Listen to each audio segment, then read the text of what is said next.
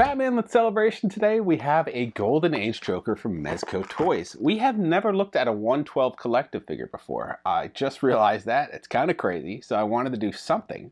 And we're going to start with Golden Age Joker, relatively recent release. The box here, you can see the artwork of the paneling showing the old school Joker. I even feel like this was in the 66 cartoon at the beginning. Not the cartoon, I'm sorry, the show. At the beginning when you see the little cartoon villains, this is the look for him, which would make sense for the time it was in.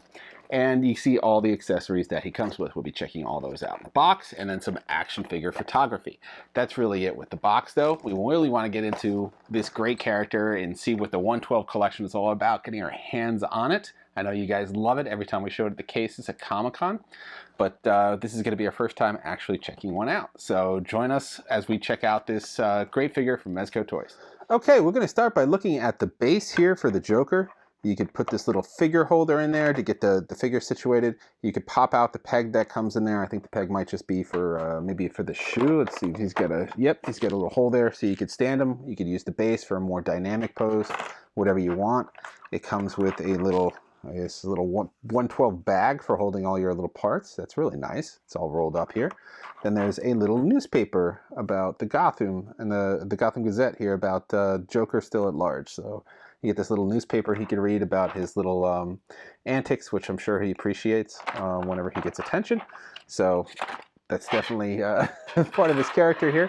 And then we got the man himself. Let's pull him out of here.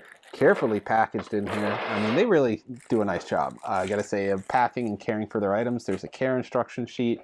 There's an instruction sheet for the character. So they definitely know the fans love these and will cherish these figures. I mean, they're at a more premium price point, ranging from $90 to like $150 in general for these characters.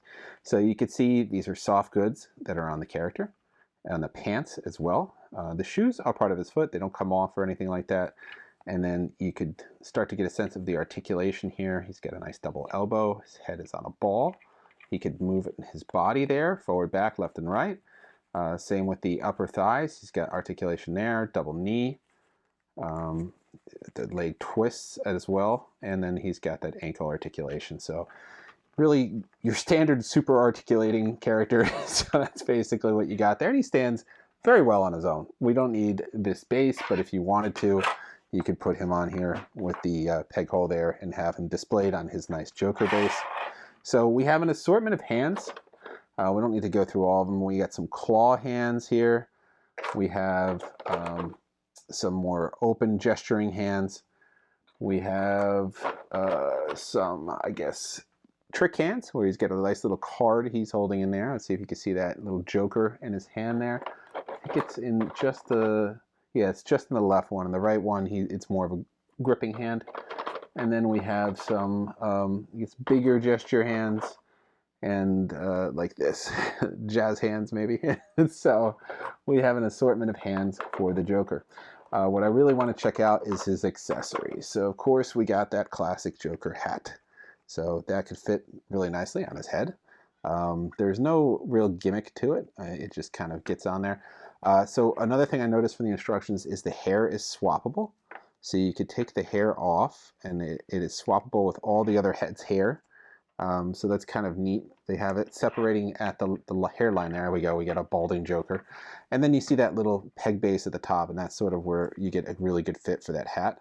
So it could sit on top of his head there, and you get a much better look for that hat. And it's snug. It's not going anywhere. So that is something you could do with the hat, with the hair. So if you like a head, we got a grinning head here. You could change his hair by taking one of the other heads. Like we got our super laughing head here with the eyes closed, and we have a slightly different, I guess it's parted, slightly different hairstyle. I think you could take this one off here. Let's see. I see a little gap. It says you can in the instructions, but I am trying this out with you guys for the first time. So yeah, you can. So you could separate the hair here if you wanted to, and then you could, put the hat on like so, or you could switch it with this hair. I mean, that's a fun kind of option. I haven't seen that before, where you could swap the character's hair with other hair. I mean, usually you just see heads. you don't see hair. So this is more of a neutral head with a little parted hair there with a little piece sticking down. So why don't we do this? Let's take this head off because we want to try. Look how smooth that was. That just popped right off. No fight. Let's see if we get this head on really. And look how smooth that was. Wow. We have done a lot of body part changes on here, heads and hands. I have never seen one this smooth before. So I got to give Mezco credit for that. Usually we really struggle. Sometimes you just need to heat up the head or something like that. This just slid off and slid back on, and it's on there solid. It's not popping off. So that is really cool. I kind of get the more premium price point now. So let's try the hand since we're on a roll here. That came off pretty easily, and that popped on pretty easily. No fight there. It's not loose. It's, whoop, I just kind of twisted it off. Maybe I didn't push it in enough. There we go. Yeah, now it's not loose. It's on there. It's not going anywhere. So, you know, it's not a deceptive little pop on, pop off if you could push it on right like I didn't. So, yeah, so now you can see him here with his little trick card. He has some other accessories. One in particular is this belt. So it's kind of like his version of the bat belt. All right, and I got his belt back on here. So you can see the little loop on there. Now they give you a changeable plate on it. So you could take off this little Joker smiley face. And then you could switch it out if you could get this thing off. So I seem to be struggling with the accessories, but the figure was so easy to use. Here we go. Now you could put this in here and it's got a little springy pop out, knock you in the face kind of thing. So that is the utility of the belt. So yeah, switchable plates on it. And then, like I said, you want to put that up on the waist so that it actually works. Easier to take off than to put on, obviously. But we'll set all that to the side. The other major accessory is he has this little badge he could wear. I'll put it on his left lapel, and you can see it a little easier here. Well, I guess his right, my left. And it looks like a fake police badge. Not the traditional flower he has, but it performs the same function. Little spoiler there. So here we go. We have that badge on his lapel. And then there is a little trickling effect of acid that you could to spray from there, essentially onto your unsuspecting victims. He could do this little acid spray. Let's tilt it around here. There we go. Onto whoever he wants. So that's another little fun feature they have on there, the acid spray effect. And that just kind of slides in there and slides out very easily. And this is translucent green that is on the character. And then it's just that little badge. So not too hard to use that one. The belt, a little tricky. I mean, it took enough effort just to find the right place to put that on the waist. So I'm not too happy about that. And they did make it, to their credit, stretchy plastic. So you could pull it a little bit to get it on there. But it was a little ambitious to execute this. And it's a little tricky to get this belt buckle on and off. I'm not sure why, but it's really stubborn. It just does not want to cooperate. Here we go. I think this one's upside down. But it did not want to cooperate. And then even when I got it on, it took an effort just to pull it off. So this belt buckle, not the funnest or the best feature in this set. I do like everything else though. I do like the heads and the ability to change those out. It's just so easy. The hair coming off is really cool to allow you to manipulate and change sort of his appearance to many different combinations and not just one. Look how smooth again that head transition is onto there. How smooth the hand transition was. You know, covering all your classic elements of Joker with his hat, with his acid spraying device here. Give you a little bit more fun with the belt, although I don't like how that works. And then sleight of hand and other opportunities here for you to give a little bit more sort of customization to how you want to display him. Let's grab a left hand here. So yeah, I think you could just really get a lot of dynamic looks to your Joker character.